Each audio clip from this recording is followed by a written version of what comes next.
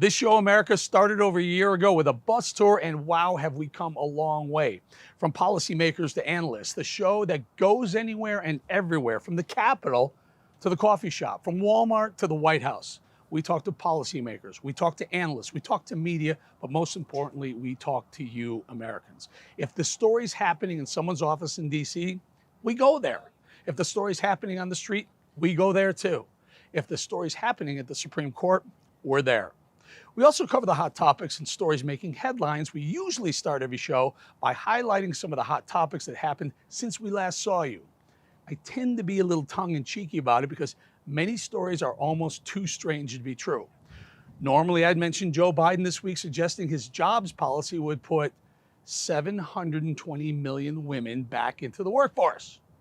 You get a tax break for a racehorse. Why in God's name couldn't we provide a $8,000 tax credit for everybody who has child care costs? It would put 720 million women back in the workforce. Now, I'm not sure if old Joe is missing a step here or not, but there are only 320 million people total in America.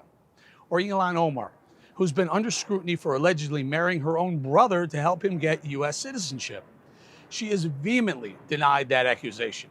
Okay, now check out Congresswoman Omar's tweet, which she deleted, wishing Happy Father's Day to her father, who just happens to have the same surname as her husband.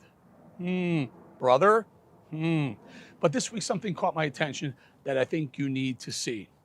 If you've seen it already, please watch it again, but I warn you, if you're squishy about violence, look away.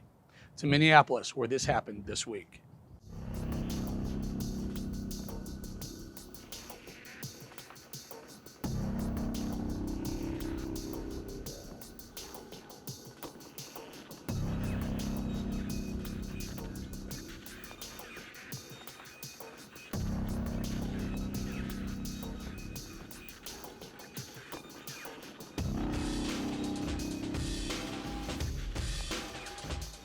Minneapolis is just the latest example of a growing trend of lawlessness in American cities. Minneapolis is a byproduct of the anti-cop mentality sweeping the country.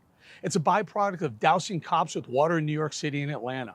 It's a byproduct of liberal talking heads denigrating cops from behind the comfy walls of a safe and heavily secured studio.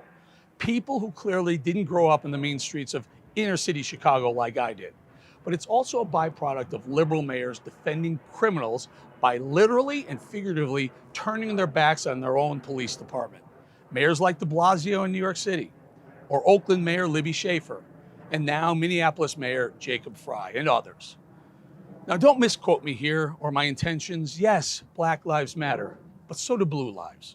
Because if you remove the blue, you end up with Minneapolis. One final thought. Next time you're inclined to judge a cop, picture that law enforcement officer as you. Better, picture her or your son or your daughter.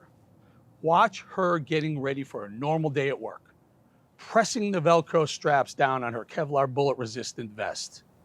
She wears the vest in case today is that day.